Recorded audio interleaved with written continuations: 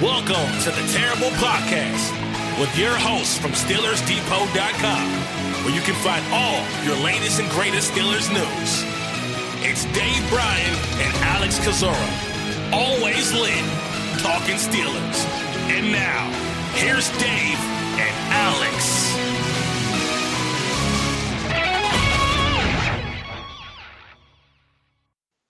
Welcome to the Terrible Podcast, Season 10, Episode 121. He's Dave Bryan. I'm Alex Kozora, SteelersDepot.com. Thanks for being here this Friday, Steelers Nation. Dave, how you doing? We actually have a lot to talk about today. Yeah, we do. Actually, we do kind of mopping up a lot of what Mike Tomlin had said that we had a little bit of breaking news out of the other day when we closed up the Tuesday podcast. And, of course, several things around the league has happened. Some news announcements since then. And now we have, we're sitting here 80 days until the Steelers' first regular season scheduled game against the New York Football Giants. I like the series you're doing on Twitter. What was today's video in honor of 80 days? That was Cordell Stewart. Yeah, that's that Cordell Stewart 80-yard run against the Panthers, which, by the way, was just in the recently concluded longest play series that I did. So I didn't have to go too far to find that one, or nor did I need to go too far to find the one the day before, which was 81, which was the fake punt from Josh Miller to Chris Open. Even Ike Taylor retweeted and had something to say about that one nice. As well too. But that's fun. I'll continue counting those down every day on the Twitter machine. What's 79 going to be? You know what? I haven't gotten that far ahead. I might not live that long, Alex. You are truly day to day. Look, when you have the issues that I have, and we got all that we have to do on a daily basis. How about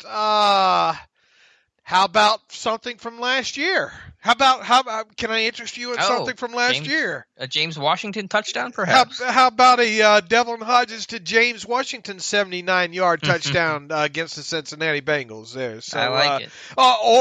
May I interest you in a Bubby Brister to Louis Lips for 79-yard TD against the Tampa Bay Buccaneers? Very a la carte of you, Dave. Yeah.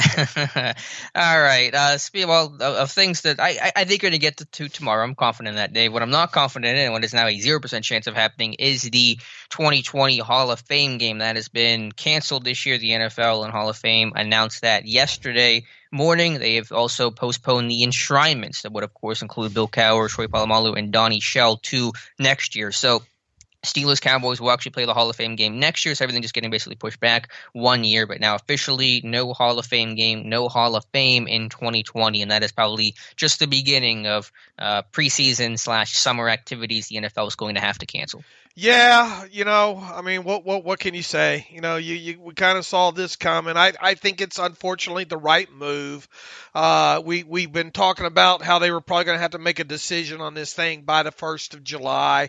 Now the timing was right for it. I think if there's a positive to take away, if you're, obviously if you're a Steelers fan, it's the fact that, hey, we're going to have it next year.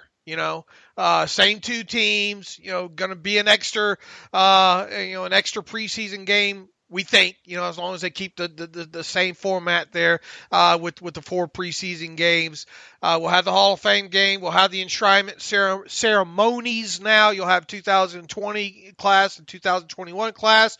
And, one little, I think maybe something to look forward to on that is maybe Alan Faneca will get in, so that'll be one more former Steelers player to look forward to, getting enshrined next summer there. So, maybe making kind of a mega Steelers weekend out of it there. So obviously disappointed, that stuff's not happening this year, but I think it is the right decision. And now I think what we do is we sit back and we wait and see how long is it going to take them to potentially cancel out half of the preseason games, because I really think, even though it looks like, sounds like, and smells like training camps will open up across the league on the 28th now, universally, I think the right move would be to cancel half of the preseason games and let these teams kind of use that extra time to kind of slowly bring along players because of no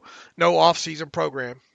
Yeah, I think if we cancel preseason, it's just for logistic and travel concerns, less about conditioning concerns, but there is a benefit to that. And yeah, Pittsburgh, I guess, will be one of the two teams affected with their training camp schedule because that they were going to report on the 22nd if had the Hall of Fame game still been played. So that's been pushed back to now likely the 28th.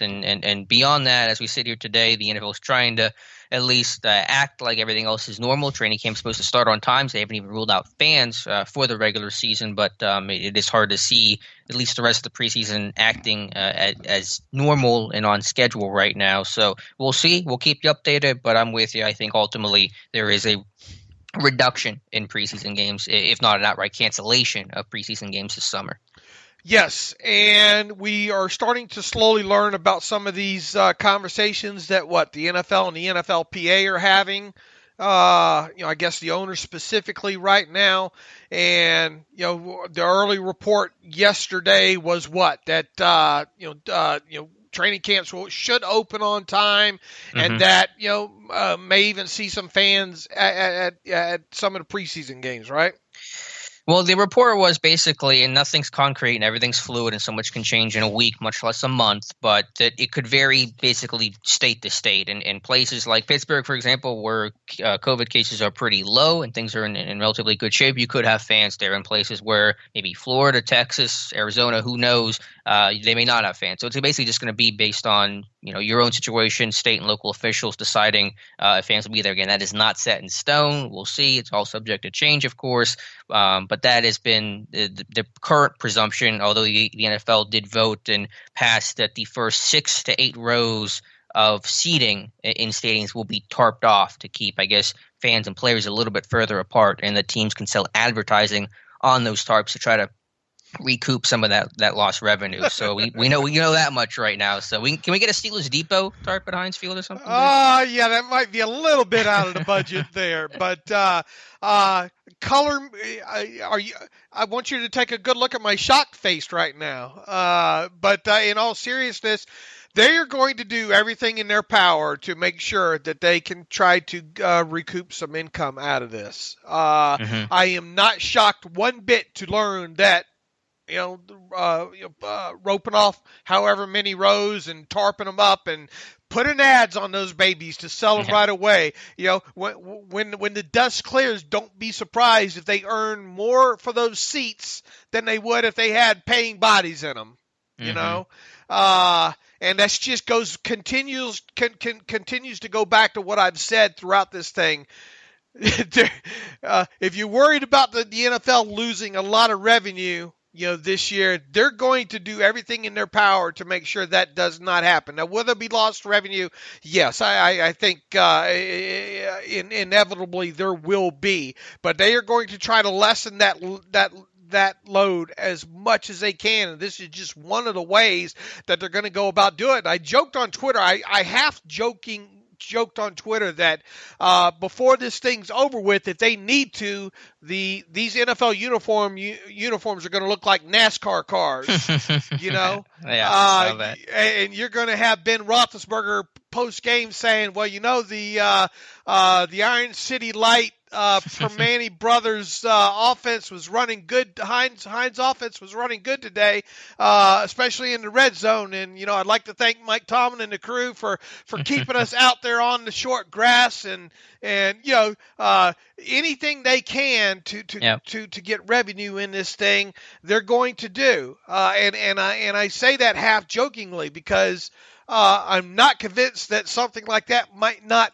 happen to some degree. Look, we've already seen some of the Steelers during the preseason and all with the who's the studio owner, movie producer. I can't remember the name right now, but they've had preseason, they've had even practice. I think they've had a patch on there. Right. So look, if there's a way for teams to recoup money here, you gotta know that the league's going to do that. And we have not heard about any of these conversations yet, specifically about what they're talking about, maybe as far as a plan for the salary cap. But as I've said all along, man, you got to know that they're going through the possibilities and the data and all like that, and going to try to come up with some sort of plan that, if need be, that they can borrow from future cap years. They might not put it into place right away. It might just be a contingent plan. Look, we're going to map it out. If the losses are this amount, we're going to do this kind of thing. But for all these people crying the sky is falling and the salary cap's going to drop $20 to $30 million. I think those people are going to be left with a lot of egg on their face when the dust clears here.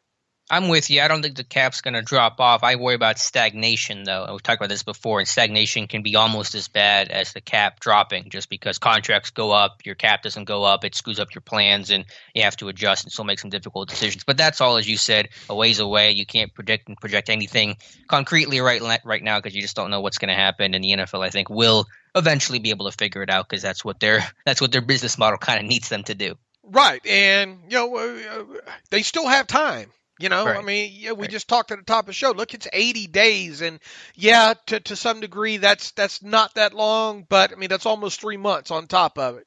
So there's a lot that's still going to happen. A lot of stuff that we're going to be reporting on, I think, from a league perspective wise, moving forward here in the next couple weeks, and especially before training camps open, which are still 30 days away from happening, Right. The good thing is the NFL got the plan ahead. Basketball, baseball, baseball a little bit, but hockey, they had to deal with it immediately. They just had to cancel, and then they had to figure it. NFL gets the luxury of getting to look at this, longer term and figure it out, and that helps them. Yeah, knock on wood. There'll be baseball games and hockey games and NBA games that'll all take place prior to camps opening, right? Mm-hmm. It'll be kind of crazy, all those sports and football happening all at once. It'll be kind of wild. Right. So anyway, color me concerned when it's closer time to be concerned. That's kind of been my viewpoint on this all along, and I just think some of this panic stuff is just over the top. Now, look, obviously, with these COVID cases back on the rise and all like that, I mean, things can change in a heartbeat. That's why people ask our opinion on this kind of stuff. Look, we're not doctors. We just try to take the info that's out there and speculate on it the best as we can, just as we would, football, information as well. So that's where we are. Yep, that is where we are. One other quick thing, and I wrote about this yesterday. If people want to check it out here, as of yesterday evening, the Steelers are one of 15 teams that have yet to sign any of their draft picks. I think we talked a little bit, or had a question along the lines about potential. The potential maybe the Steelers not having any other draft picks signed come started training camp. Is it plausible because of what all has happened this offseason? Yeah, I think it is. I mean, could you have zero? The Steelers sign zero their draft picks, and then camp opens. All those guys come in, take physicals, and the first 3 days of camp, everybody signs.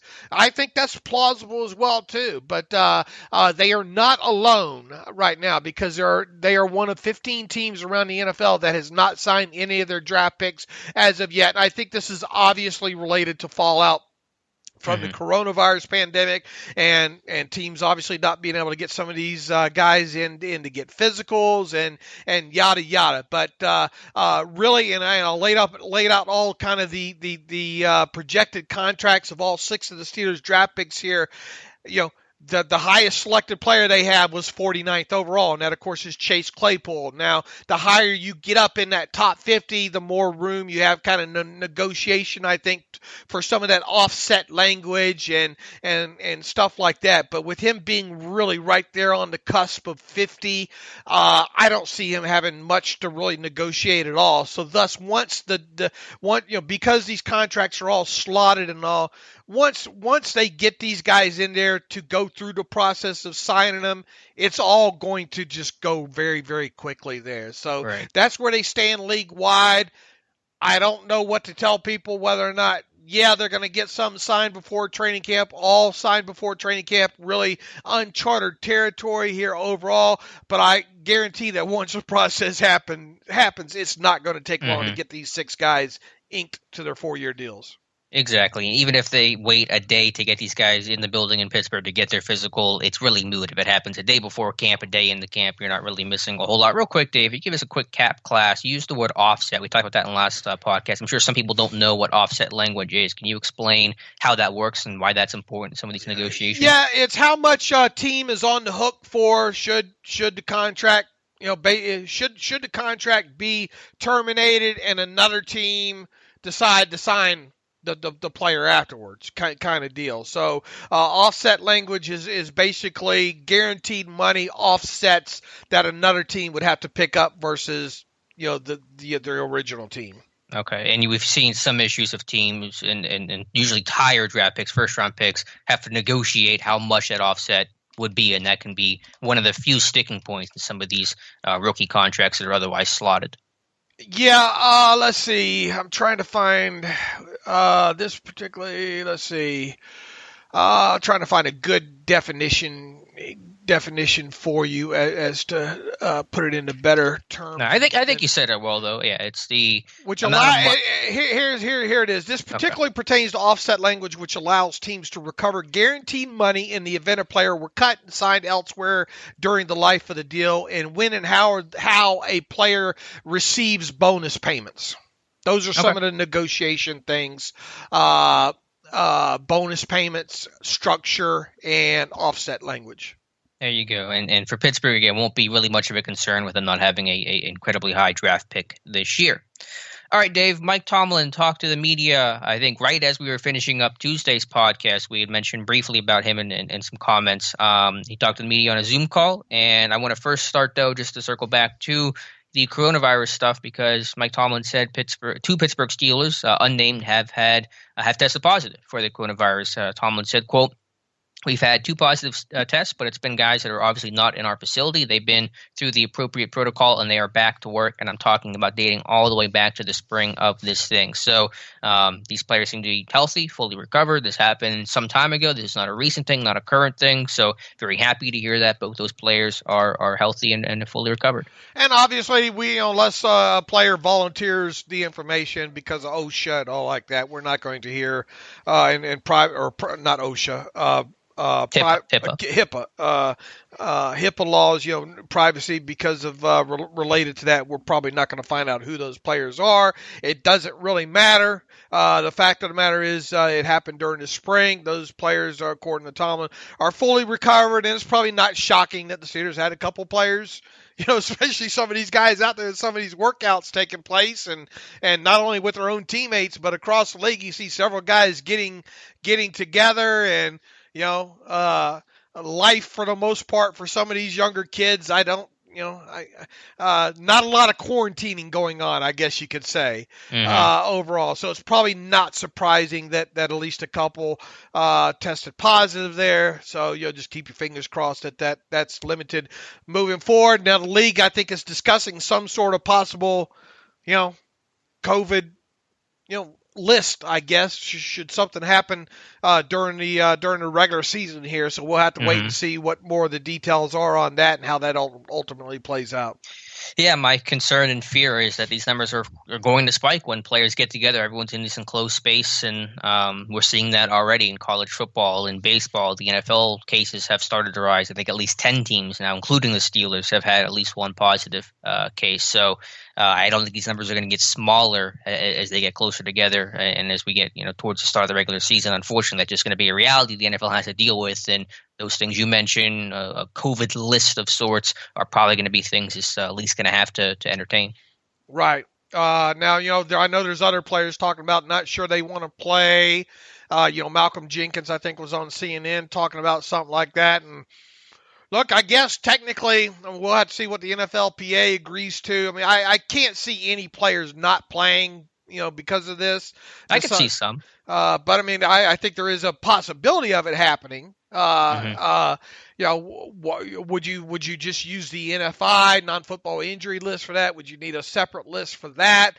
How long will that, you'd have to make some rule though that player has to miss, I would think, X amount of time or the season or something like that, if he's going to be on that list, and let's say his money didn't count, it's just going to be interesting to see how teams have to handle that from a salary cap perspective, from a time missed.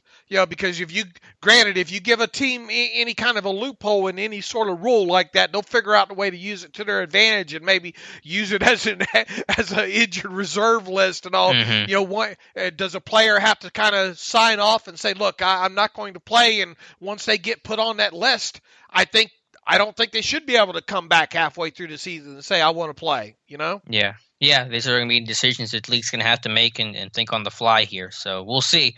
Other things Tomlin said, this is something we touched on at the very, very end of the podcast Tuesday. A bit of Steelers news. Tomlin talking about the left guard and nose tackle vacancies. Of course, Javon Hargrave going to Philadelphia, Ramon Foster retiring. And Tomlin said Matt Filer will take first snaps at left guard, and Tyson Alualu will get the first look at nose tackle, though we mentioned Big Dan a little bit later in the conversation. So Filer, Alualu, left guard, nose tackle to start training camp. Obviously not a big surprise when it comes to Filer. Well, for some, we're adamant that Filer was not going to kick inside. I don't know why people were some were so adamant about it. Yeah, I mean, the writing's been on the wall for that for quite some time.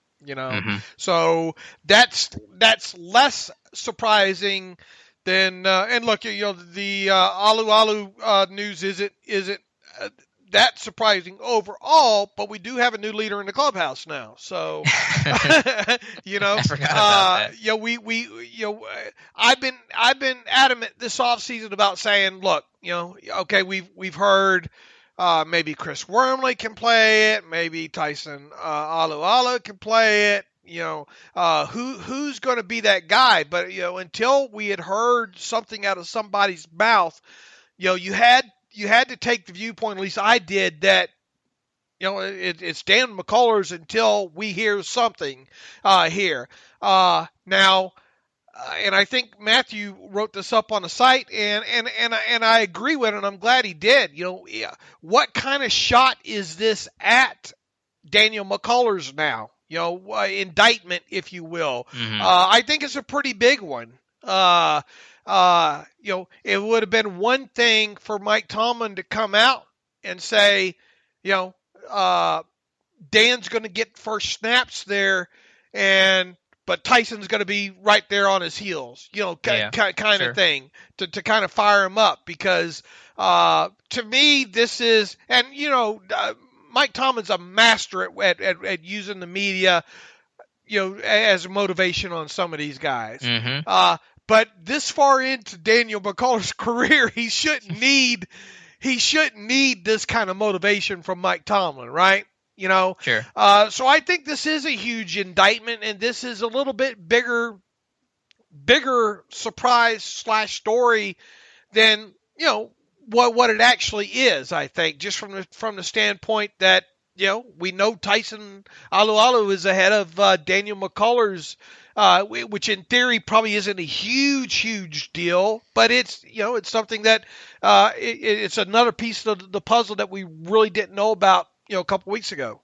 What was interesting is that Tomlin framed these decisions just based on experience. He didn't outright say this, but basically said, Fowler's played left guard before. Wisniewski's brand new here, and yeah, he's a veteran, but he has not. He missed a whole offseason program, so we're just going to put guys that we know in spots they've played before. Fowler's played left guard, and we want to see a core four and Barron at right tackle, and both those guys have played right tackle before, and so that was kind of the impetus behind the decision. He mentions about this is referring to Banner and Chooks. He says, so the combination of those guys provides the most experience for us, and that is probably the appropriate places to begin. So he's focusing it on experienced guys who have been here, and then he turns around and has Alualu above McCullers, who's never played nose tackle before. Now, granted, Alualu's obviously been on the team for a long time, and it's not like it's some brand new thing to him, and it's completely going to overwhelm him, but it's just funny that they're putting in the guy that's never played nose tackle before over the guy that's only been a nose tackle for what are we going on, 7 seasons now? So that just a kind of funny way to look at it. How many snaps left? Do you have your defensive charting up in front of you? How many? I can pull up. Wasn't Tyson in the middle of 3-man sets like 7 or 11 times last year? It was very few. I mean, it was some over fronts probably where technically he got lined up as like a one tech. I can try to pull it up right now, but yeah, the number is very small. I mean, it's like 7 or 11 or I forget because I went through them. Obviously, most of those snaps in a 3-man front with the man in the middle was Javon Hargrave last year, and then pretty much nearly all of the remaining ones were Daniel McCullers in the middle. But I think Alualu had, I don't know, I want to say 7 or 11 or something like that. This is just really, really quick sorting here. I have Alualu down for 29 snaps, but that was in some also different funky sets. If you want just 3, do you want just 3-4 looks? Yeah, well, just 3-man front. Yeah, because okay, you said you did say 3-man fronts because I'm down for like some sub-package dime stuff where it's one defensive lineman on the field. In 3-man fronts, it's 25 is what my charting says. And how many of those were maybe with him kind of, extremely kind of offset? Well, all 25 of these were their over front where guys get shifted. So it wasn't like true 3-4. It was the over front. So there were no, when you think of the base 3-4, none of those snaps occurred last year for Alualu. Okay. All right. Not saying he can't do it, obviously. But he, and going back, I forget how, he didn't do it. How much did he do it at Jacksonville? Not much. None. And they were a 4-3 anyway. Right. It was a 3-tech there. Yeah. So he's got a skill set to do it. I'm not like he can't, like you said, but he has literally just never done it before. I think the only kind of one of the positives maybe is that you could, in theory, move those 3 guys around up front, depending on kind of the matchups. Now, obviously, you're not going to play a large amount of snaps with Cameron Hayward as a 0, over the nose. But to kind of confuse things up on occasion, because all 3 of those guys probably got a good idea, and I'm talking about Tuitt, Hayward, and Alualu, about each position along the line there. Obviously, we've seen Cameron Hayward play a lot as a defensive tackle, right? Closer to the center than in previous years. You could do some things, and of course, Alualu is by theory a defensive end, 3, 4, 5 tech. You could play some games with those guys up front. Obviously you wouldn't do it a lot. If you're going to put a 3-man front out there, you would expect. And if Alualu was a part of it, he would be in the middle of it. So I guess that's just one minor thing there, is that you could, do some stuff with moving those guys around. And yeah, you could probably do it with Dan as well too, but just Dan really has not shown us anything outside of playing the 0 or the 1. Right. Yeah. You get no positional schematic flexibility with Big Dan. You'll get that with Alualu, and that's important. And this team's always talked about flexibility in the context of a modern-day nose tackle. So I get that, and Alualu's a good run defender, and he runs hard to the football, and you can probably do more one-gapping, stunting, penetrating. I'm going to do a video on that for next week, I think, about Big Dan and the issues of him trying to stunt and flow and all that. So I would support the decision to have Alualu over McCullers. And I looked up the stat yesterday. I'm going to write about it, so I don't want to spoil the stat. But it is crazy how long they've hung on to Big Dan as a literal career backup, and not even in the linebacker, special teamer, dirty red sense where you're a backup, in your position, linebacker, but you're a good special teams player. Obviously, you're not going to get that from a nose tackle, and it is a small number of people who have been a backup in one place as long as Big Dan. Right, and the guy. The guy's a teddy bear for the most part. Look, and what I mean by that is he's a likable guy. Good team guy, hasn't caused the Steelers any issues that I can remember. But he is what he is. And now with what Mike Tomlin said, earlier this week, talking about the indictment on that, another indictment along with him is his salary. This guy is a $1.5 million base salary player, which in the grand scheme of things, you think, oh man, that's not that expensive at all. But when you're talking about counting pennies salary cap wise, you can't have this guy now at this stage of his career being a $1.5 million part-time nose tackle. I mean, it'd be one thing we're talking about an inside linebacker here, right? Defensive end, a guy that has a potential really of playing maybe more snaps. But I mean, this guy's snaps is capped off at 30% at best. And as a backup, it is much smaller than right. So yeah, I mean that goes back to kind of what I said. It's not shocking news, but it's probably bigger news than. It needs to be made bigger news than maybe what it's being made out of, because if this guy cannot be your starting quote unquote nose tackle this year, and I use that term kind of loosely because of how how they kind of use these guys now, $1.5 million is just too much to pay him. So you're going to be looking deeper down that depth chart, I think. Which the ripple effect of this maybe is potentially, that one of their draft picks might benefit from this, or one of their undrafted free agents might benefit from this. Yeah, potentially. I know that basically the way the D-line is going to go is you have I'm going to assume that Aliwalu is going to start a nose tackle, and so Wormley will rotate in behind Hayward and Tuitt, essentially, and Big Dan here and there for maybe a series or two. And I want to be fair to Big Dan. He's played his best football the last 2 years. I think Carl Dunbar has been the best thing for him. He just didn't gel well with John Mitchell's personality. They were very opposing personalities. So McCullers has improved, but it's still been nothing above just pure backup nose tackle value on the roster. He's the only guy I can ever remember McCullers beating out for a roster spot was like Hebron Fangupo way back early in his career. He lost to Hargrave right away. He's losing to Aliwalu right away. He's never played that spot before. So, I mean, this is just, again, the literal definition of career backup. And you'd think at some point you just say, let's just try to find someone else who might offer something more than that. What does this do for a guy like Carlos Davis, See, I don't know if it changes the roster spot. I mean, I don't know if it changes the equation. I still think he's outside looking in. Is there a chance that they would just finally cut bait with McCullers if Davis has a good preseason? You think that's on the table? I think it's possible because, look, in general, they're probably going to carry 6 defensive linemen, right?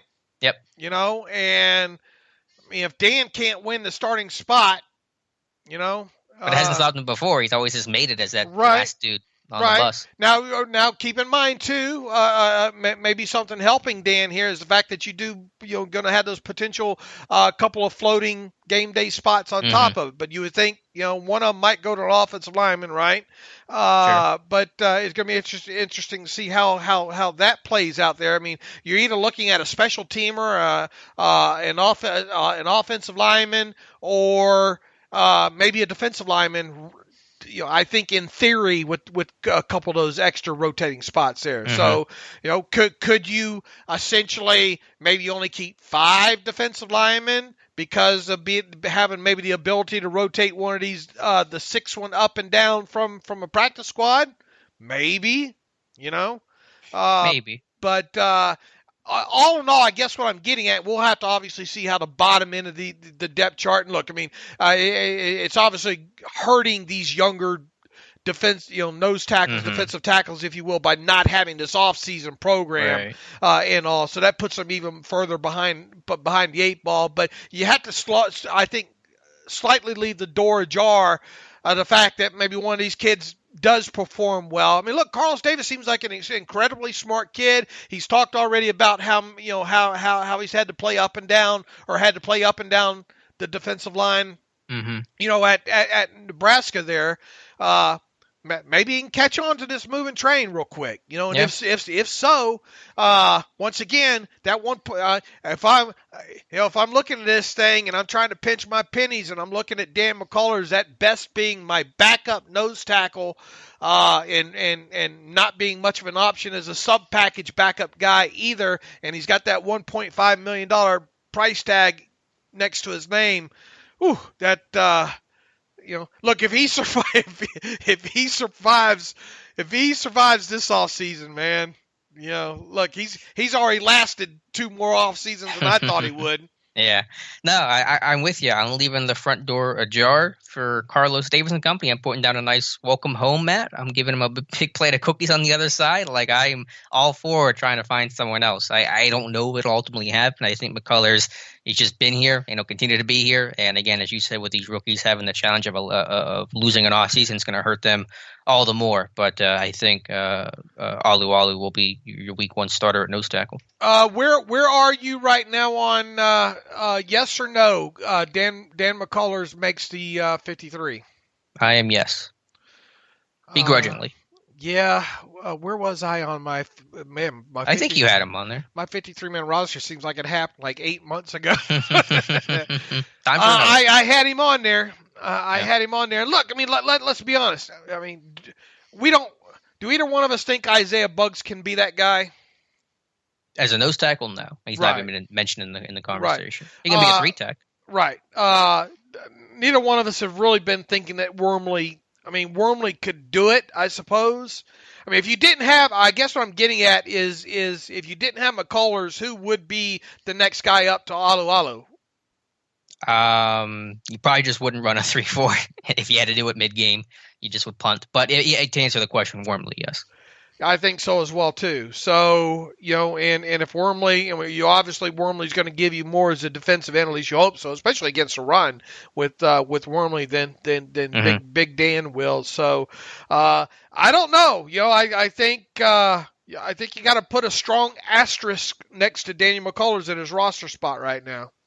Yeah, I think that's fair. All right, let's flip over to left guard because I think there's probably more intrigue and probably just bigger Steeler ramifications for that spot. And again, neither of us are surprised if Fowler's at left guard. I think that's the expectation. What I've said all along is that Fowler's going to be at left guard, and he's going to stay at left guard unless the right tackle battle between Banner and Chooks just falls apart, and neither guy can claim that job. And if that doesn't happen, and neither guy can claim that job, then Fowler will kick back out to right tackle. Wisniewski probably starts at left guard. But I think they want one of those guys, a core for Banner, to take hold of that right tackle job, and that'll also keep Fowler inside of left guard. Yeah, I think they do as well too. And I deep down inside, I bet they're rooting for a core for to be that guy. Because at least you got another year of contract with him after that, right? Whereas Banner is on a 1-year deal. Now, obviously, you're going to put the best guy out there, plain and simple. There, you definitely want one of those guys to be able to pick this up. Because look, you're starting to have a slow transformation here at potentially both the tackle positions here. Yeah. And you just saw, obviously, the left guard spot's now different for the first time in a long time. So there's some big potential, as you said, transformations along the offensive line. Yeah, they just want one of those guys to step up. I mean, that maybe in a vacuum, you'd rather have a core for the draft pick and the contract reasons. They just want to make sure somebody steps up and can really take hold of that right tackle job. And I have no idea who it's going to be. I mean, this case is for and against both guys right now. I think it's truly just whoever does best this preseason between a core four and Banner. And I would think that you would like to see both of those guys get some snaps over on that left side as well too, because you are one snap away from Villanueva, who gives you the best option at left tackle. Yeah, I think my guess, and again, I'm really bummed I won't be at camp to see it right away, but my guess is a core four will start with first team line at right tackle, and then when they go second team, a core four will go to left tackle to replace Villanueva, and Banner will step in at right tackle, and that's kind of how they'll start it. So, core four gets work at right tackle because he needs it, but then Banner also gets work at right tackle when a core four goes to left. That would be my best guess as well too, but we went into last season thinking. Mm-hmm. Well, I'm just saying for training camp. Right. But I mean, I think that's the way that probably silently, no offense to Zach Banner, but the good thing is those two guys should push each other pretty good. Talking about Banner and a core four, and at worst you've got a nice fallback option. If Fowler has to kick back outside there. Mm-hmm. So, and then, you got an up-and-comer. I mean, if you look at this, as long as this group stays healthy and if your draft pick and Dotson comes along, maybe like you think that maybe he can progress, you can kind of see this transformation coming here, and overall, top to bottom, you got a lot of continuity on there. Yeah, it hurts to lose the guy that was the communication gap between really the quarterback in Pouncey and Villanueva in Pouncey, but Foster, right? Meaning Ramon Foster. But you do have a veteran guy in Wisniewski, who can be that guy, and obviously Filer's been part of that group with those guys for a while, just not at the left guard position, albeit one game. Mm-hmm. And again, I just have to harp on the fact that how valuable is having a guy like Matt Filer that you can just push him, right? Matt, you're right tackle today. No, you're left guard today. We're going to play a little center with you, Matt, today. Like, that is so hard to find a guy that can do that and do that well. And so I just want to recognize the value with Filer to give you that comfort, because if you didn't have that type of guy and you were really concerned about, if you kick him inside, can you kick him back outside? Do you trust him with a lack of reps? That would really put you in a more difficult situation. So I just want to recognize that not every guy can do that, and Filer is someone that can do that, and that is pretty special. Look, that guy's got an opportunity to make himself a lot of money in 2020. I'm talking about, a lot of money, because what are the chances that he might be a better left guard than he was a right tackle? Yeah, I was asked about this the other day. I think he can be really competent at both. I mean, I don't have a feeling that he's so much better at either spot. Can he be equally good at left guard as he was at right tackle? Yes. I agree. Now, we've only seen a little bit of it, one game against the Rams and some preseason snaps there. But I think he has – look, he's strong as an ox, man. That's one good thing. The other thing is he's been on that, he's got some continuity working with those guys. He's good. It's not like this is his first rodeo here. I'm interested to watch this happen. That's one of the things that I'm sad that, if the preseason gets cut down to just a couple of games, that we're probably not going to see a ton of Matt Filer snaps at left guard. Right, but he played left guard last year in camp preseason. It's not brand new to him. He obviously did it in the Rams game, so I think he'll do it well. And you could argue, and it's conventional and kind of cliche, but moving to left guard helps eliminate his weakness in not being a tremendous athlete to defend some of those speed rushers, and kicking inside obviously is going to mitigate those problems. Sure. So and then get with right tackle, Banner, core four. I mean, do you have a sense of who's going to grab hold of that job? Because I honestly do not. I mean, just what I said. I think you have to give – I would give the advantage to a core forward just because he has at least, some – they let him man that spot a couple seasons ago against Denver. Mm-hmm. And last year versus the Rams. So I would give him the slight edge in that department, because too, I think they really like it, and hopefully it diminishes some. I think they really like Zach Banner being that eligible guy too. Yeah, and I know the fans like it too. So if you want 72 reporting eligible, then root for Chooks. But I think both guys have an opportunity, and I think both guys have a lot to prove. Core four did not have a good year last year, and Banner's trying to complete the comeback and that transformation. You see that photo that Banner posted of his transformation, his weight? I mean, that's just awesome for him. So really happy to see that, and really excited to watch this battle unfold. Yeah, but now he's got to earn that money. Yeah, he has to. This is such a big spot for all these guys. Filer, core for Banner. This is a potential life-changing season for all three of these guys. Sure, this season could decide. Will decide if a guy like Banner plays at least 3 more years in the NFL, maybe, and gets paid a starting tackle amount of student. Now, look, if he's only going to be a backup tackle in the league, could he play another 3 years? Yeah, I suppose, but he's not going to, he's going to get that kind of, he's going to be a year-to-year player. He's not going to have any kind of security, I don't think, goes along with that. But if he can prove to be a starter, yeah, I mean, there's potential for him to make some good money after this season. And as I said, it's a big season for Filer as well. Yeah. I mean, look no further than Chris Hubbard. What did Hubbard get with Cleveland? I know that contract was structured a little funky, but $7 or $8 million or something like that a season or something like that. I mean, that is life-changing stuff. That is financial security. Hopefully, if you obviously spend your money right, that'll change your life. And so that's what these guys are. We're not just putting football aside. That is the stuff these guys are thinking about. The opportunity to change my life and give myself financial security, give my family financial security for the rest of their lives. And that is all the motivation that these guys need. Right. And look, I mean, here's the thing: people say was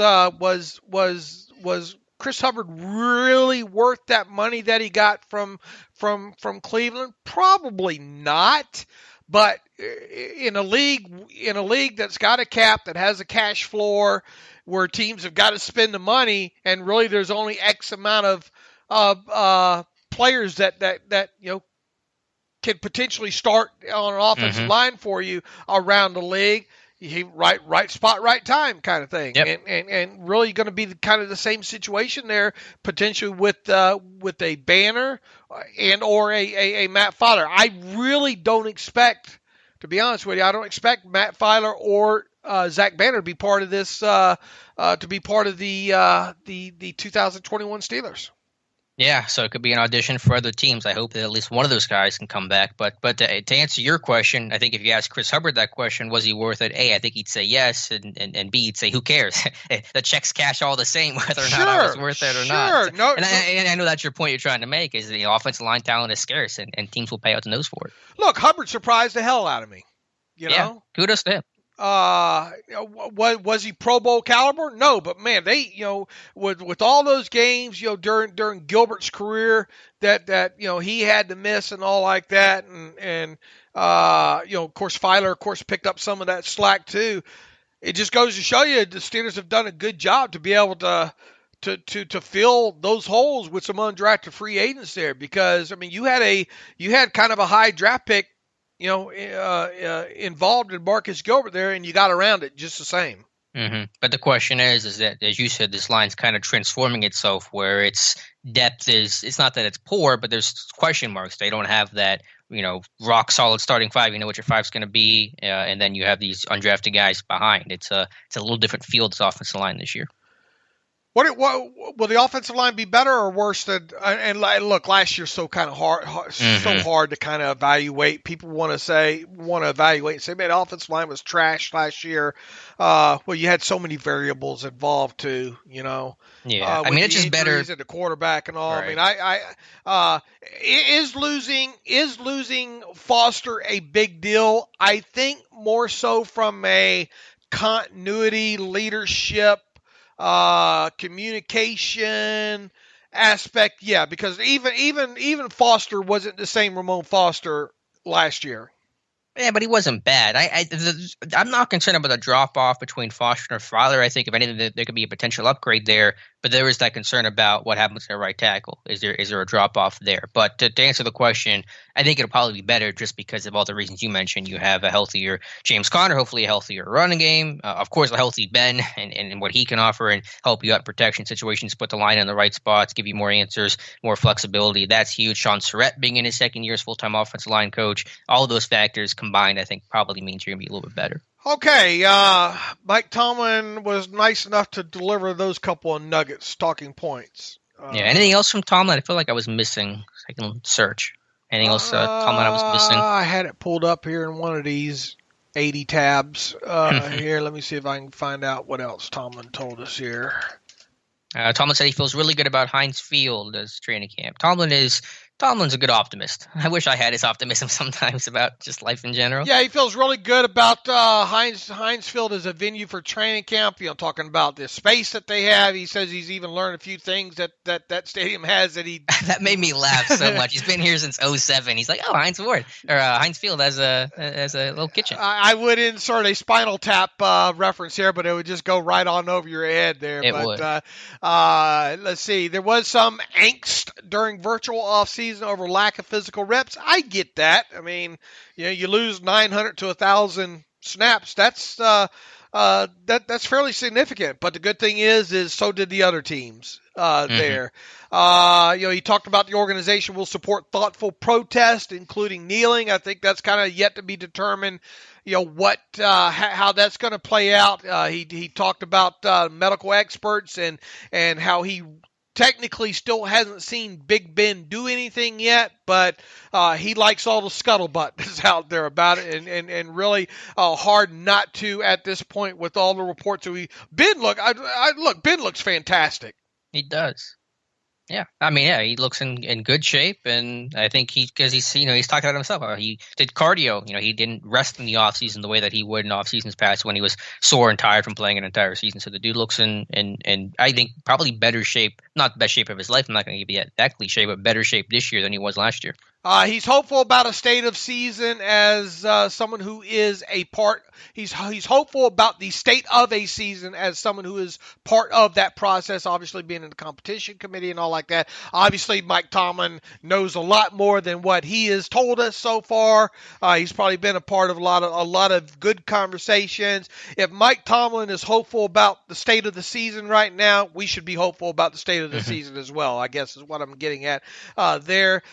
He's let's see, what else has he said? The production of splash plays, a cultural process in instruction and coaching. What did you make about that? Yeah, it's a very Tomlinism phrase for you. It just whatever you teach and you practice, you get those results on the field. At least if you don't teach it and you don't practice it, then you're guaranteed to not get those results. So when you saw last year at camp with Terrell Austin, it was a lot more turnover centric, a lot more ball focused, just an emphasis on that stuff. And why I think the big reason why you saw more takeaways was because rush and coverage and just the overall talent you've created on this defense. But when you practice it and you rep it and you really emphasize that stuff in practice, then you're going to have a better chance of getting it on game day, and that's what happened. All right, what do you think about the Minkah Fitzpatrick game on Gamepass on talking breakdowns and all like that? What do you think about that? I thought it was really good, and I wrote about several articles on it. I think I have one more I'll do this weekend on it. But yeah, it was just cool to pick the brain of Fitzpatrick and have him break down some of his top moments. And maybe I wish it could have been a little bit more in depth, maybe a couple of extra things that I hadn't already known. But I thought it was really useful and a really cool environment. I wish it was about 3 hours longer. Yeah, amen to that. What was one thing that really stuck out to you in watching that whole, 25 minutes, 22 minutes? I mean, overall, it's not long enough, but there was a little bit of, what was one thing that really stuck out to you in watching that? And by the way, if listeners have, I think, can listeners go on and still get kind of the free temporary sign up or whatnot? I know they were giving Game Pass away for free during the start of the coronavirus. I think that's still going on, but there should be a free trial version, worst case scenario, so you can see it on an NFL Game Pass and sign up. It's something if you're a serious Steelers football fan, Steelers student of the game fan, whatnot, you should already have a subscription to Game Pass anyway. If you don't, it is these breakdowns, not only with Minkah, but all the players that they have in with Baldinger and I think Warner's part of a lot of these as well too. Kurt Warner, they're absolutely fantastic. Mm-hmm. In terms of the stuff that I really didn't know, one was silly, but it was just that Minkah said that this team still uses old school like paper playbooks, not iPads and stuff. That was just kind of interesting. Why do you think that caused? And that wasn't what I was going to choose. I know that. Yeah, well, I have a second, slightly better answer after this, but I have a feeling I know what your answer is going to be. I can't write it down and play batch game here. But I was just thinking that. Yeah. But why do you think that caused so much angst when you put that on Twitter? Well, it was really just from 3 or 4 people, but it was 3 or 4 more people than I thought were going to get upset about that. I don't know. I think people just technology, and they just feel like if you're not technological with the times and all that, then you're behind and you're missing something. But the results seem to be working pretty well for the Steelers defense. Yeah, I don't know why everybody was so upset about it. Look, results is all that matters. Doesn't matter how you go about getting them with that kind of stuff, right? Plus, it's a security factor too. You can't hack a playbook, a paper playbook. To the other thing that I kind of learned was that when you talk about disguising coverages and rotating coverages, a lot of that happens on the fly. Like he said that, Terrell and Minkah, they'll talk either right before a play or before a drive, and they'll be like, let's start disguising this look here. So it's not something that's super ingrained and like pre-planned, but it's just on the fly between those two guys and that communication. I thought that was kind of interesting. That's one of the things that stuck. One of the things I think that stuck out to me the most in watching that was watching Terrell Edmunds communicate with that clip of the 49ers game where they told Minkah to come down on the motion. Right. That was, I like that. It lets me know that Terrell Edmunds in his second season last season really had a good grasp of what he was looking at finally. You know, it's also just crazy that Fitzpatrick played that well without knowing some of that stuff in that first game. Like, he doesn't know how to adjust the motion, but he can be the ball hawk that he was. I mean, that's impressive. Right. So you can see that being as a thing to stick out in all that, right? Yeah, sure. It's just interesting to see how different teams approach motions and adjustments, where Minkah basically said that, in Miami there was a strong safety and there was a free safety, and you wouldn't rotate based on motion. It would just be the strong safety coming across the formation. Instead, in Pittsburgh, they'll switch it. So Minkah is supposed to rotate down on the motion, not and basically change positions and become the strong safety. So interesting. That's how Pittsburgh decides to attack it, and that's different than some other teams. And in a positive way, obviously, I think that I came away from that lone clip and that part of that breakdown thinking, okay, I view that as a very nice positive for a guy like Terrell Edmunds. And look, we've talked a lot about this. This guy's got a lot on his plate this year.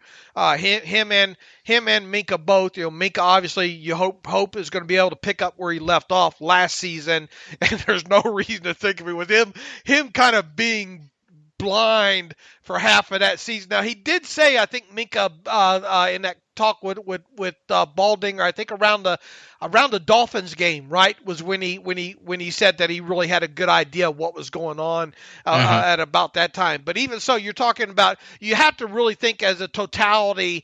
It took Minkah a little bit longer into the season maybe to get really, really comfortable with what was going on. Sure. There's no reason to think that, man, this guy, I realize they didn't have this offseason program and all like that, but this guy should really be able to play a lot faster than he was even able to play last season. He is I tell you what really comes off of Minkah after watching this breakdown too, not that we didn't know this, but I think it's kind of more verified now, a very, very instinctual player. And I think if you look back in time at the free safety position specifically, now, Troy's a whole different conversation in this, but I think if you look at free safety in general as a whole, some of the great ones over time have had to be very instinctual players, because that's a lot of ground. I don't care if you're 4.2 speed or whatever. You still got a lot of ground to cover in center field over there in a lot of different coverages and a lot of different things. And it's so easy for a free safety to be vilified more so than he can be heroified, if that's a word. Yeah. You get where I'm coming at here? Sure. And I think I think in several instances last season and in these breakdowns alone, we get a better sense of just how instinctual Minkah is. And I think that goes a long way in being a great safety in the NFL. As a general rule, for me in the NFL, the more space you play in, the smarter you have to be, because it's not as much about pure athletic tools as it is the athletic tools and the combination of your instincts and your film study and your football IQ. And I think Minkah certainly has that, and that's why he made some of those plays and made them so quickly. But one thing that does help, and Minkah talked about this in the film session, was that he says basically the Steelers defense is not that complicated. He said, quote, "Here we play what we play. We might add a wrinkle here or there. We play what we play. Keep it simple, and it allows us to play fast." So, for better or for worse, I think a lot of times for better, especially with this group, letting these guys play fast and not having a million different checks and calls and adjustments and week-to-week game plan changes, like he said he had at Alabama, that helps these guys. Yeah, that didn't sit well with the Yinzers. Yeah, I mean, there's pros and cons to it, and maybe Minkah got more simplified version than what's really there because he was new. I don't know. Maybe he'll see more of it this year. Who knows? But I think when you have the elite talent this defense has, keeping it simple works. I'm not mad about that. Once again, I'll go back to this. It's the fact that I think with a guy like Terrell Edmunds, it's a very important season for him. We got to see him make more plays this year. We got to see him in better position to potentially make more plays this year. And just a small takeaway, and it was just a tiny takeaway from that film session with Minkah. I have a little bit more faith that maybe he can make a few more plays. And you're basing that faith off of just the just communication having. that I think that him being another year with Minkah, I think he has a little bit better grasp of the overall defense than maybe what I gave him credit for. On top of it, look, you want to talk about a guy and look, he's got the snaps, right? I mean, he's definitely got the playing time now. I'm a little bit more optimistic about him maybe being able to make some plays finally. Yeah, I hope so. He needs to. I'm not asking for Troy. I'm not asking for Minkah. I'm just asking for a takeaway. I mean, get another big interception. Get more interceptions than your brother. I mean, that's kind of my goal for Terrell Edmonds right now. So we'll see. We will see. Anyway, anything else that got to you from the film session? I thought that was really good. I'm excited. There's another Steeler one coming, Cam Hayward, but that's not till like mid-August, I think. Right. All right, Dave. You read about Diontae Johnson. This was good eye by you. I totally missed this until you wrote it up. Diontae Johnson has his weight up. He came in at the combine last year at 183 pounds, I believe, and now he's up to 191. So I think that is important weight that he's adding, which is very much an Antonio Brown thing to do, and I mean that in a positive way. Yeah, and I think there have been a little bit of rumblings that they wanted to see that potentially happen this year, right? But he needs to get a little bit more meat on that bones than what he had. It'll help him, I think. I'm hearing some feedback. Are you hearing some feedback somewhere? Nope. Okay. Do I sound okay? No. I mean, yeah, you do now. Okay. I'm not sure where this feedback's come from. Okay, it stopped. What was the question again? Deontay Johnson adding weight and how important that is for him. I got sidetracked there. Look, it'll help him be a little bit more physical, I think, out in the routes, maybe not get pushed out of certain situations. Obviously help him down the field, I think, in a blocking department. I don't think the 9, 8, 9, 10, 10 pounds, whatever it winds up being, will affect his speed whatsoever. Obviously, if it's muscle mass, which probably a lot of it is, and plus just to help him, get through the rigors of a regular season. He'll probably drop a little weight as the season goes on, so he'll have a nice starting point. You go back to just I think it was 2016. I think when Antonio Brown really was the most noticeable, putting on a little bit more weight on top of that. So not a huge thing. Look, I mean, a year ago at the same time, we were talking about James Washington dropping a little bit of weight, right? Which needed to happen. Mm-hmm.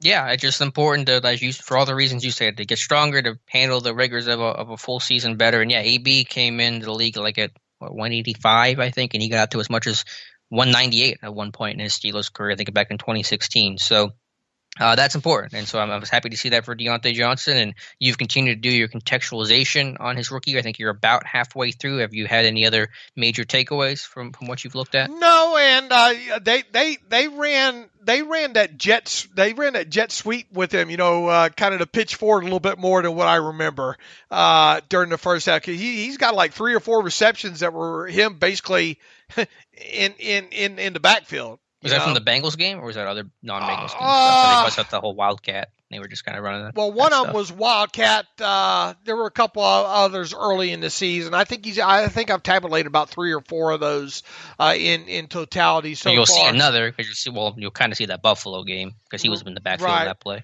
But was that considered a pass? Was a fumble. Yeah, it was a fumble. I don't think it was even a pass, but I'm just thinking about times that they used him throughout the year in that attempted role. But the other thing that and we already knew this, but and all this series is kind of recapping and reliving it so we can get a more recent grasp on it. Just a great job of getting separation against all kinds of different coverages. There, you go back to, I think one that sticks out was more recent one was a game against Miami, where even getting the release on the outside on one of kind of those stop routes there, if he doesn't lose his footing on that play, even though that ball was probably a little bit more to the inside than what Mason Rudolph had wanted it. Probably Johnson was probably, because of his kind of release to the outside of the corner, probably was more expecting either a back shoulder or something more in line with him there. If he doesn't slip on that play, that's probably a key third down conversion in that situation there. Trying to think what just overall a good job, I thought, on kind of those curl comeback routes of making sure that he's coming back to the quarterback. How many times do we see wide receivers get to the top of the route, sit, and then not do anything there? You can get away with doing that at the college level. At the NFL level, you do that, you might be looking at the rear end of a defensive back running one back on you. Absolutely. So just a reaffirmation, I think, of some of those things that we saw him do good during the season that we're reliving here. So separation. Look, the guys should only get better understanding how to step on toes and stem his routes. Being able to against off coverage about getting on a defender's toes quickly. And having him flip his hips will get you open in the NFL. Being able to stem your routes into one thing that really sets Antonio Brown apart in kind of his last, let's say, 3 seasons with the Steelers was his ability to lean on defenders and his ability to step on defenders' toes and then get the separation off of that. And not just a little separation. I'm talking a lot of separation.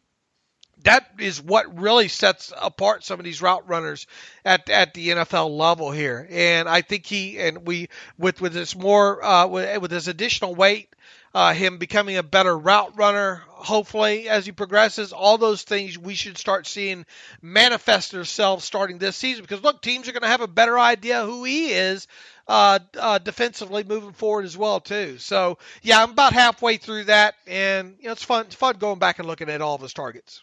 Yeah, I agree with everything you said. Just learning the nuances, learning to play at continued speed. And yeah, I think he did a good job of that. Separation was the reason why he got drafted, because the guy could get open. And I think he's continued to show that in the NFL, and he'll build on that, make more strides, and should have a really strong 2020 season. All right, what else do we have here? That was everything I had written down. If there's anything else you want to talk about, feel free, or we can jump to some reader emails and start closing out the show.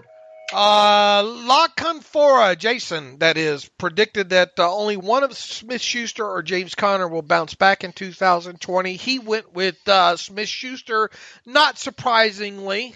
I don't think there. Would you agree that Smith-Schuster has the best chance of bouncing back? And by bouncing back, I think we all mean coming closer to 2018 numbers. Mm-hmm. Yeah, I think that if you're going to choose, I'd probably say Juju. I think both are capable of it. It just Conner, do you trust him to make it through the season healthy? But the next prediction that I rely on looking for will be the first. I take that stuff with an obvious grain of salt. Here's the thing. And I always try to, when I write these things up, I try to go deeper and just Jason La Confora said this. I try to go a little bit deeper into the stats and all like that. And I think one of the things that maybe people might forget about last season and James Conner is that prior to him injuring his shoulder, which I think we all agree was late in that game against the Miami Dolphins, right? He obviously missed 6+ games last season with shoulder and quadricep injuries. Rushed for 464 yards and 4 touchdowns last season, with all but 84 of those yards.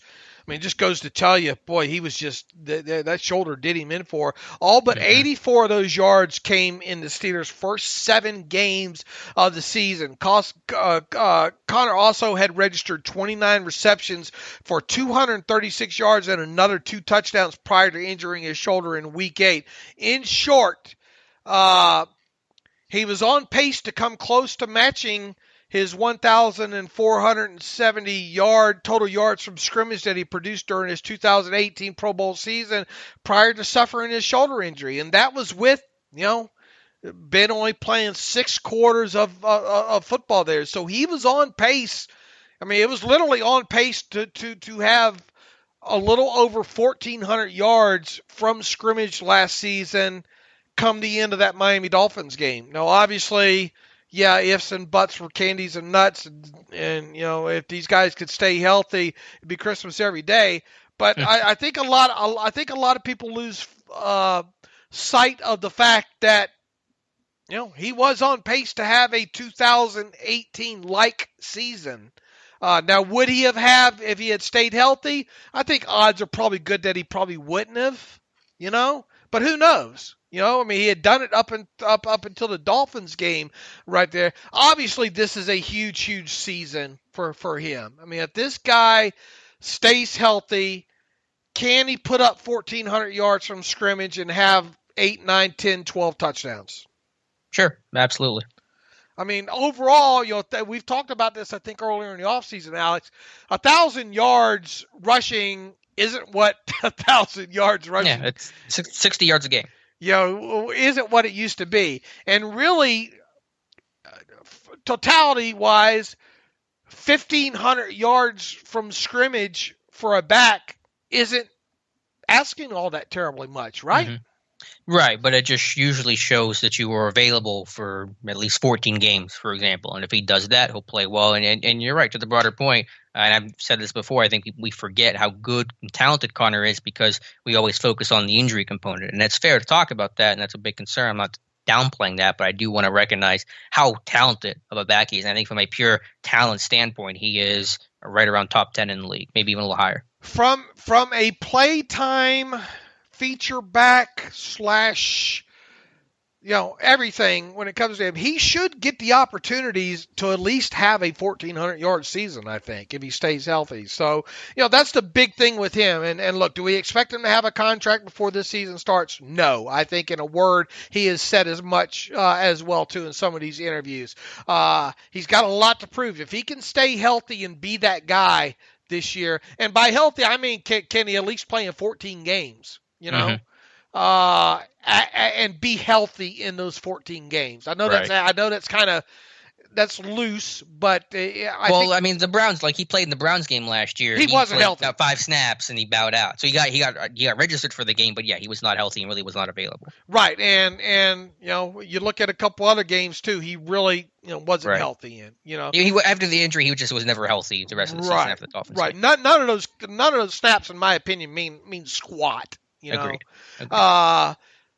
Can he be that guy that was there the first almost 8 full games last season? And look, I think are there going to be opportunities for guys like McFarland to get a snap here and there? Is there going to be an opportunity for a Snell or Jalen Samuels to get a couple snaps here and there? Yeah, but I think Mike Tomlin was pretty blunt. Several weeks ago, I'm a feature back kind of guy. So there's no reason to think that as long as Connor stays healthy, he's not going to be the feature back guy. So if he can stay healthy, and by healthy, once again, I define that for James Conner as being 14 games. I think he can be, and I think it'll be a huge boom for the Steelers if he can once again be that 1,400, 1,500 yards from scrimmage guy.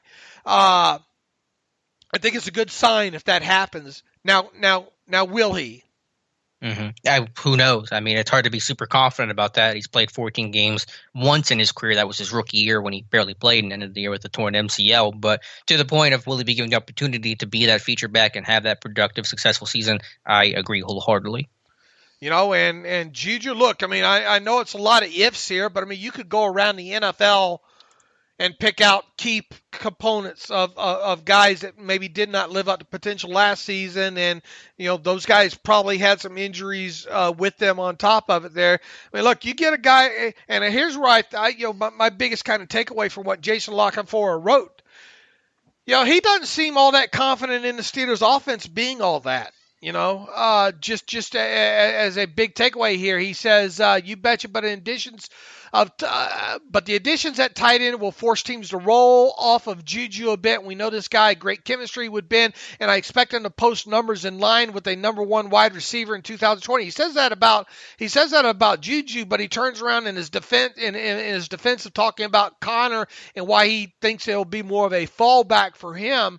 The offensive line ain't what it used to be. I don't know why he adds in will Marquise Pouncey stay healthy, blah, blah, blah. I mean, I guess I see that, But for the first time in a while, there's an open competition at multiple spots. He is correct there. The run game was a big problem last year. He goes on to say he is in a prove-it year to get paid, and Ben's return will force some defenders out of the box, but this offensive – here's what got me. Sorry it took me so long to get to this part. But this offensive attack ain't what it once was, and the days of piling up yards and points with Antonio Brown and Le'Veon Bell are long gone. Hello? Le'Veon Bell hasn't been – when's the last time Le'Veon Bell played a snap in his offense? Been a while. Yeah, I mean, a point taken, but you have to look at what the defense is now and how many strides you've made there. This offense doesn't need to be the A.B. Bell show that it was several years ago, because the defense now can be a supporting and in some ways a leading role for this team. I think a lot of people go back and they look at that 2018 season that Ben had. I think a lot of them still don't remember or don't factor in enough how many damn long fields that offense had to face, man. Either a byproduct of and multiple, it was both, special teams not getting return yards and a defense not providing short fields via turnovers, man. Mm-hmm. It seemed every drive was starting at the 20 or the 22 or along those lines. Not having to travel those long fields will make a difference in how much a quarterback has to play, and also not being down a lot. This defense that this team has is a lot better than it was in 2018 alone. Yeah. So like I said, I take everything Looking For says, especially opinion-wise, with a grain of salt, and I'm sure most people listening agree. I did a little bit of homework here I want to run by you. Homework in June. How are we doing? And this kind of goes back to, I think, some continuity carryover question. I think talk that we had about stemming from an email recently. I went back and I pulled up each of the Steelers teams dating back to 2010. How many players they had that in a single season, both offense and defense, that played 250 more snaps, and then followed that up with how many of those same players played at least one snap the following season. Does it make sense? Yeah, so how many players returned after playing 250 plus snaps? To play at least one snap the following right, year. Just the fact that they were retained, they were coming back that following year. Okay, gotcha. In 2010 to 2011, the amount of players that, and remember this was 2011 was the lockout year, right? Right. All right. How many players do you think were carried over from 2010 that played at least one snap in 2011 who had played at least 250 snaps in 2010? And this is total offense, defense, yes, special teams, not even? Special teams, not no. Special teams. Okay. No, Danny Smith's unit does not, or Danny Smith's category does not count here. Well, then I reject the whole project. You rebuke it. I rebuke you.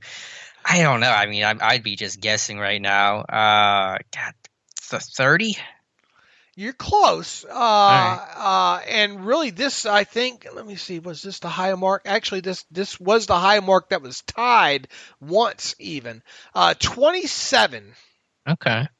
All right. Here are those names: Heath Miller, Ben Roethlisberger, Mike Wallace, Ramon Foster, Marquise Pouncey, Max Starks, Chris Kimoatu, Doug Legursky, Hines Ward, Rashard Mendenhall, David Johnson, Jonathan Scott, Emmanuel Sanders, Trey Essex, Ryan Clark, Ike Taylor, Lawrence Timmons, William Gay, Troy Polamalu, Ziggy Hood, Brett Kiesel, James Ferrier, James Harrison, Lamar Woodley, Casey Hampton, Aaron Smith, and Bryant McFadden were those 27 guys who at least played 250 snaps the previous season, and at least one snap in 2011. Now, I went through season by season here to do the same exercise. I'm not going to bore you with the long details here. I'll give you the straight facts. From 2011 to 2012, that number was 25. Not too far off. 2012 to 2013 was 24. 2013 to 2014 was 22. You had a jump 2014 to 2015 back to 25. 2015 was, I think, the tide low water mark here. 22 from 2015 to 2016. In fact, you got guys on that list named Robert Golden, Marcus Wheaton. Let's see, 2016 to 2017, that number was back at a high water mark at 27. And correct me if I'm wrong, 2017 was the last time the Steelers made the playoffs, right? Mm-hmm. Yeah. 2017 to 2018, that number was 23. And last season, 2018 to 2019, that number was 24. All right, so I guess the question now goes, how many players are currently on the roster now that played at least 250 snaps last season? Well, that number would be 1, 2, 3, 4, 5, 6, 7, 8, 9, 10, 11, 12, 13, 14, 15, 16. Let's see, it wouldn't be 16 because Johnny Holton's gone and Finney's gone. I forgot to highlight all these. Hold on a minute here. Let me get you a better... Take your shoes off, Dave. Yeah, exactly here. Let's see. I imagine this number is pretty high. On the offense alone, that number is 1, 2, 3, 4... Foster's gone. I got to remove him. So 3, 4, 5, 6, 7, 8, 9, 10, 11, 12 on offense alone. And that does include your two backup quarterbacks in Rudolph and Hodges. And it does not include a guy like Ben Roethlisberger, obviously, because he did not play 250 snaps there. Defensively, didn't we already determine that number's like 13? 13 to 15, or I think in terms of starters, what was the number? I think it was like 13 if you expand out to nickel corner and stuff. I don't know. 1, 2, exactly. 3, 4, 5, 6, 7, 8, 9, 10, 11, 12, 13 because Tuitt played 13 in total. Okay. And what did I tell you offense was? 12, correct? So 25. 25. All right. So that number actually might be a little bit higher this year, but it's still high. So that works. And obviously, look, I mean, not included in that is an experienced guy like Ben Roethlisberger. You know, that's huge experienced guy that you're getting back. Trying to think who else. But that could cancel out with Duck, because Duck hopefully won't play a snap this year. So it kind of washes. So, I mean, 25 is kind of the continuity, and I, using a benchmark of 250 snaps is a pretty significant amount of snaps for a guy to play in a season. About a quarter of the snaps. Wise. So, anyway, that's a bit of the homework that I've done the last several days here. All right. Very good. Yeah. Very interesting. So with the Jonathan Scott one you mentioned, I kind of wish it was like 26 that year. I tell you go back and you look at some of the names on this, just in totality on this list. Let me go through some of the defensive names are just, and these are guys that. Is there a Cam Thomas on that list? Well, I mean, there's not in. Was it in? I don't think it was in carryover. Maybe in. Oh yeah, because he didn't return. In 250 snaps, but just going through some of the names that played at least one snap on defense. Where was the one that Josh Victorian? Hey, the corner. Played at least one defensive snap. He actually played a lot more than that in 2012. See if another blast from the past. Brandon Johnson, the linebacker. He played 250 snaps on defense? No, I'm saying he played at least one snap. Because you have to build this list, 250 from the previous, and then build a list next to it of guys that played at least one snap, and then, of course, do your process elimination. When did he play a snap, though? 2012, and wasn't it early? Didn't somebody go down? I mean, I had to have. He clearly did not start, but okay. That's news to me. Al Woods. You mentioned Lonnie Fangupo. in 2013. Two Fangupo references today. Yeah, how about that? How about a Keon Wilson reference? Remember, he had to play early that year. Right. I think him and Vince Williams both had to play early that Terrence Garvin probably somewhere in there too. Yeah, I think there might be. I'm gonna have to look in here. Yeah, Terrence Garvin in the following season played a B.W. Webb. Oof. Yeah, corner. Shamarko He's still Thomas. in the league. I think BW is still kicking around. Yeah, he's with the Bengals last season, wasn't he? Yeah, I don't know if he's still with them now, but kudos to him.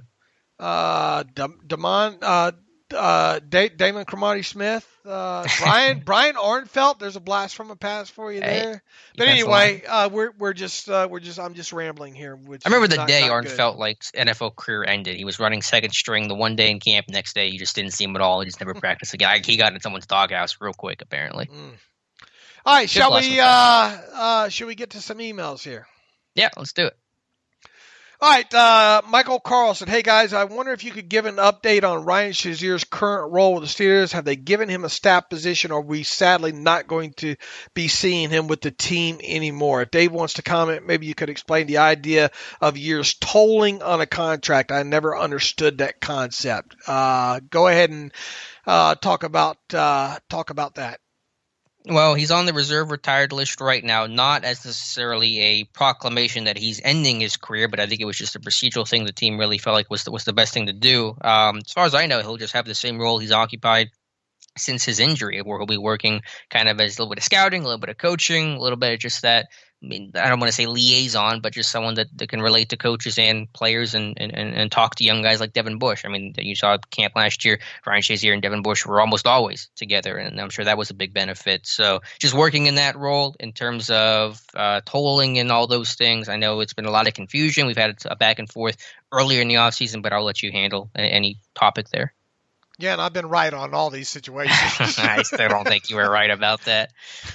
I have been right on this. All right. Anyway, Article 20, Section 2 of the CBA, especially as it relates to the physical unable to perform list. Any player placed on physically unable to perform list will be paid his full paragraph 5 salary while on such list. His contract will not be tolled for the period he is on PUP, except in his last year of his contract, when a player's contract will be tolled if he's still physically unable to perform his football services as of the 6th regular season game. So, and I believe, I really believe that that's what you had happen with Ryan Shazier again, and I think Joel Corey is still under the understanding that is what had happened to Ryan Shazier again this year. The only thing is Ryan just decided to make it easier on the Steelers and go on a reserve retired list. Yeah, and we'll see. Again, he's not saying his career is over. He's got a hill to climb for sure, a mountain to climb, but he's made incredible progress so far, and I'm never going to count that guy out. I just, from just kind of following him on social media now, and, I kind of, and look, it's not set in stone. This is just me, a nobody speculating on this. I kind of get the sense that he's kind of accepted the fact that his NFL career might be over now. Mm-hmm. Even if it is, I mean, he's got a wife, he's got a family, obviously he's got his quality of life largely back, and that, of course, and we both agree, is first and foremost. It's so hard for a player, any player in general, to miss the amount of time, that he's missed now, and come back to have a very productive NFL season, and then when you add that injury aspect, the injury that he had on top of it, and all, look, I'm not going to say it's over for him. I just, from the viewpoint of the way it looks like he's carrying on with his life now. You don't see a lot of working out kind of stuff in general. I just got to get the sense that he's probably accepted the fact that he's probably not going to play anymore. Yeah, I don't know. I don't know what all he wants to show and post. He's posted workout videos before, but who knows? Right. So, and look, we'll see how. I mean, I would assume he's going to be at training camp in some capacity here, right? Yeah, again, he's still working with the team, coach, assistant, scouting stuff. So I assume he'll be there and certainly rooting for him and supporting whatever decisions he wants to make in his future. Okay. Michael Wu writes a couple quick questions. Hi, Dave and Alex. Do you think Colbert will get in the Hall of Fame when he eventually retires? I imagine he has a resume, but I wonder if you guys think he has the recognition league-wide he would need to get in. Number two, if you had to predict whether the Steelers would reach 11 wins and you got to look at one stat from the 2020 season, which would you use besides win total, of course? Stay safe and thanks for all you guys do. Here's hoping sports can return soon and do so safely. We're with you there, Michael Wu. All right, Alex, do you think Colbert will get in the Hall of Fame when eventually retires? No, and I'm not even 100% sure he would have that resume, because the resume for like a GM to get in has to be so strong that I'm not even sure if Colbert qualifies as good as he is. And I'm not trying to take away anything from his career, and then certainly to the point about recognition and all that. It's just not going to happen for Colbert. What if they win a Super Bowl this year? I mean, yeah, that would change the equation a little bit. I still don't like the odds of that happening. I mean, how many GMs are like in the Hall of Fame? It would be tough. It would have to probably be as a contributor, right? More so. I mean, it would have to be. It wouldn't be first ballot. Obviously, it'd be down the line at some point. I don't know. I think that bar is so high, and in an era of like Jerry Jones types, I mean, I think Colbert gets overshadowed, rightly or wrongly. I just think that's the reality. It feels like a tough sell right now. You know. Yeah. Does Kevin Colbert get the recognition league wide he would need to get in? Probably right now, no. Probably, I bet if you. How many out of 100 out of each fan base off the street that the other 31 fan bases, if you took 30 random fans off the street and asked them if they knew who the Steelers general manager was, how many could answer Kevin Colbert?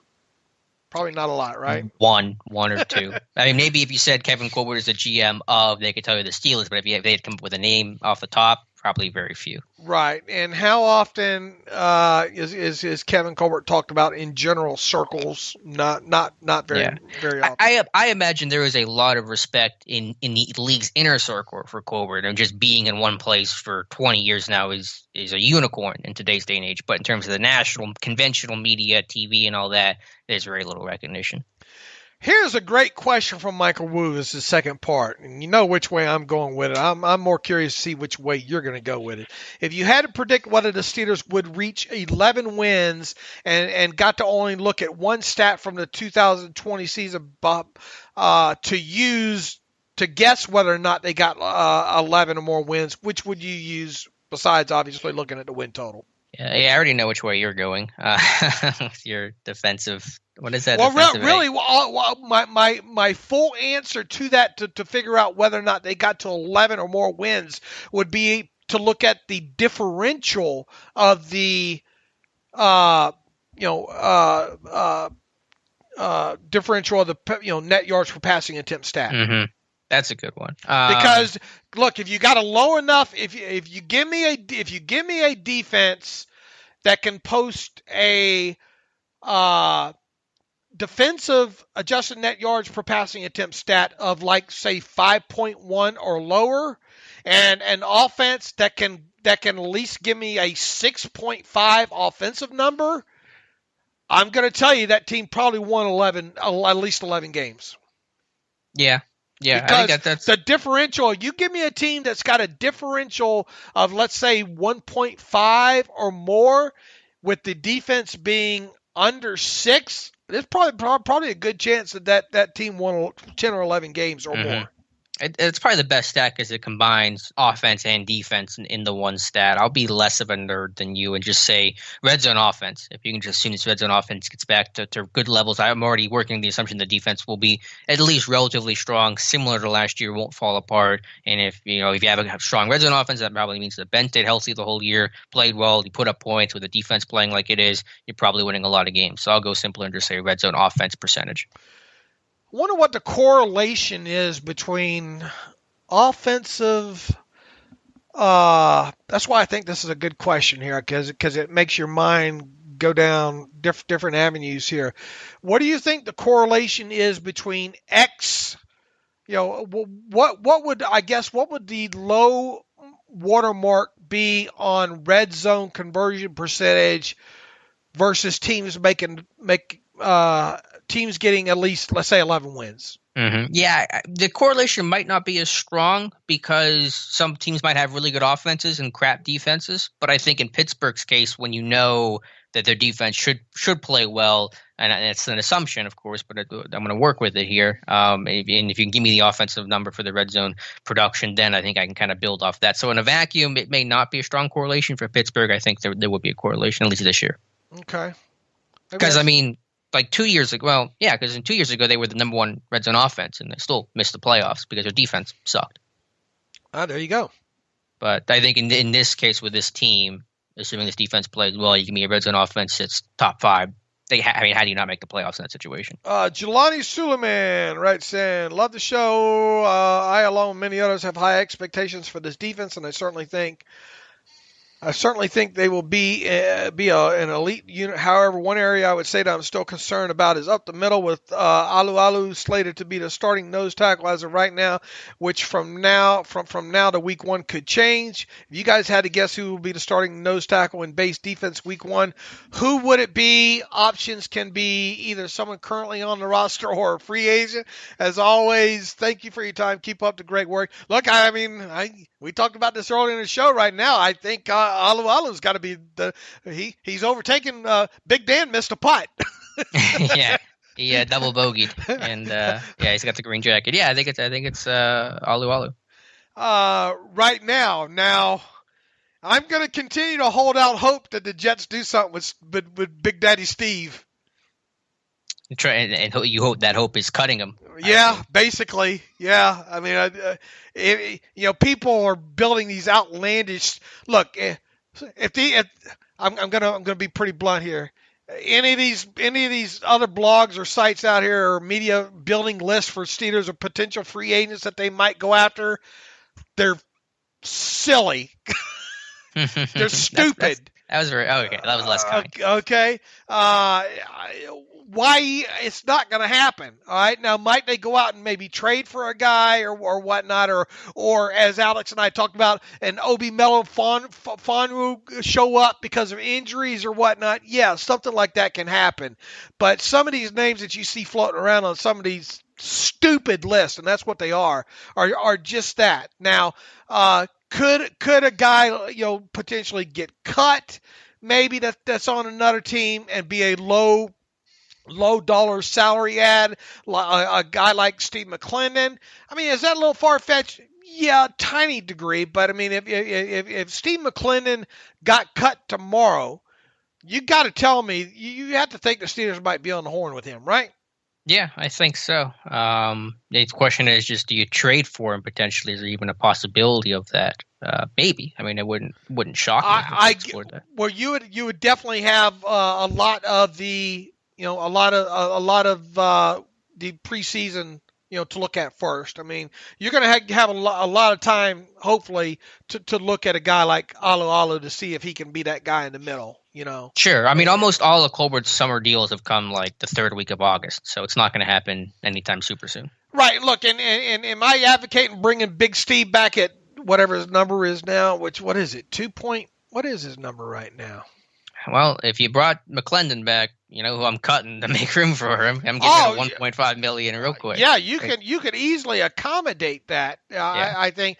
Actually, look, here you go. Steve McClendon is set to earn in regular roster bonus, really across the board. He's scheduled to earn a $1.25 million base salary, a $1 million roster bonus. That's 2.225 and another $250 in per game bonuses. So what's that work out to, like $2.5 million? And if I know where I can get $1.5 million of that. Mm-hmm. You can make it work. You're damn right. I'm going to try to upgrade there. So I don't think it's as far fetched. Now the only question is, I mean, Steve McClendon at that salary for the Jets, on the way he played, last season to that defense is a huge bargain, from a Mm-hmm. leadership and all like that. So the Jets would be absolutely silly stupid to let go of them right now.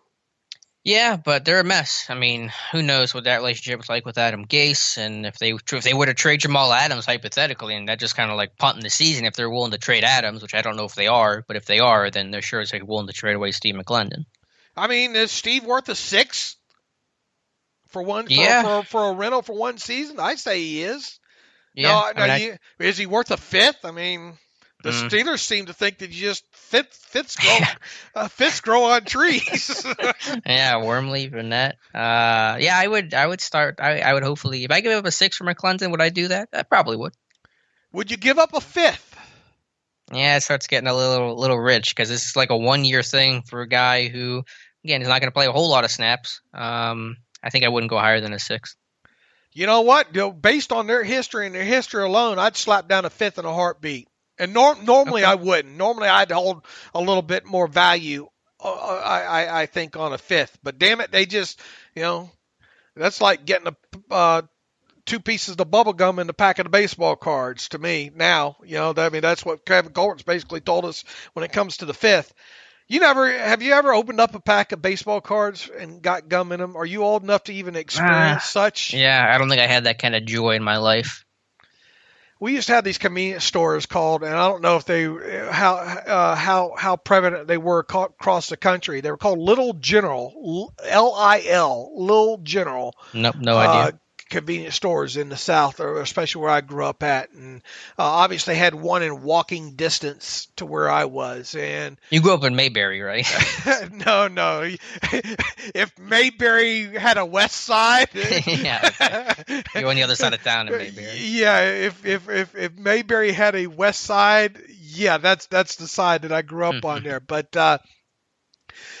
big thing back then, you could find, Coke bottles in the ditch or whatnot, glass Coke bottles, and take those things in and get a nickel or 10 cent deposit. If they used to have the 32-ounce glass Coca-Cola bottles, and boy, that was a big find if you find a couple of those laying around, because I think you got maybe 10 cents for those.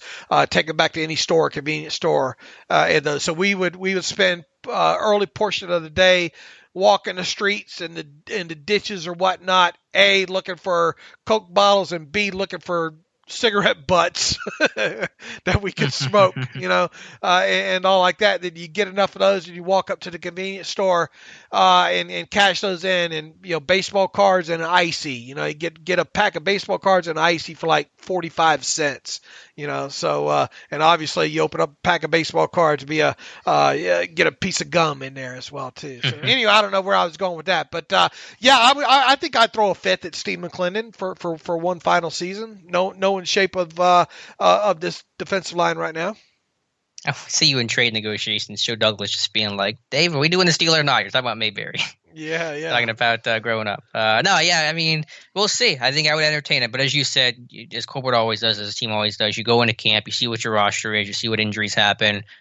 The unexpectedness of this year is going to be even more. I mean, it's going to be unlike any other, and you wait until later August. And plus, McClendon's the guy you can wait because he knows your system, and he'll come in and play right away for you.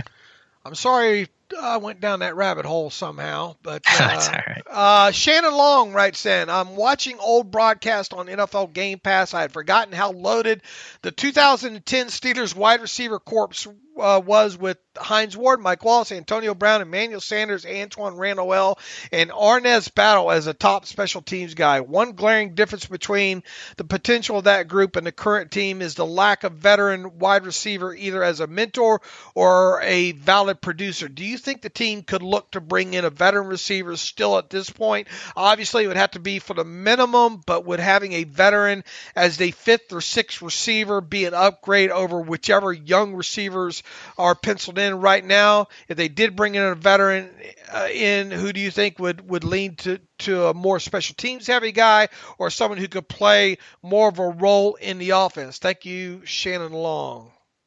Well, if they were to bring somebody in, it would be a special teams Arnaz Battle type, but I don't think they will. And I understand the point because it is a young receiver room, but there's a difference between youth and experience. And this is a pretty experienced receiver room. This room's had to grow up fast for a variety of reasons. Juju, granted, is a young guy still. How old is he? 23 years old, but he's in his fourth year, and he's become a leader in that room. Diontae Johnson's grown up. James Washington has had a lot of reps for a pretty young guy overall. And they've, even going through things like the tragic loss of Daryl Drake, that really grows up your room pretty quickly. So I think it's a youthful room, but I think it's an experienced room that's been through quite a lot.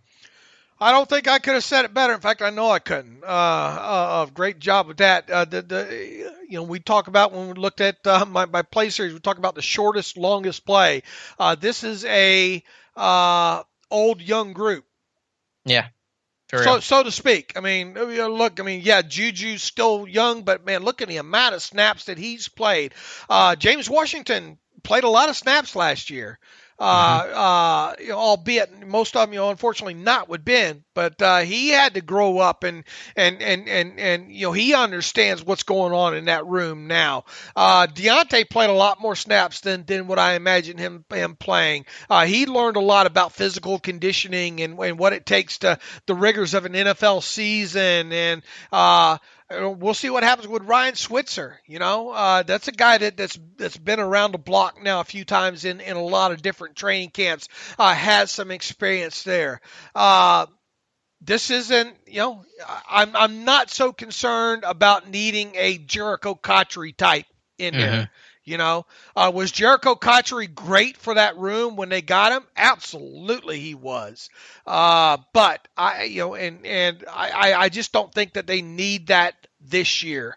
I think Juju is going to be looked upon even more than last year to be.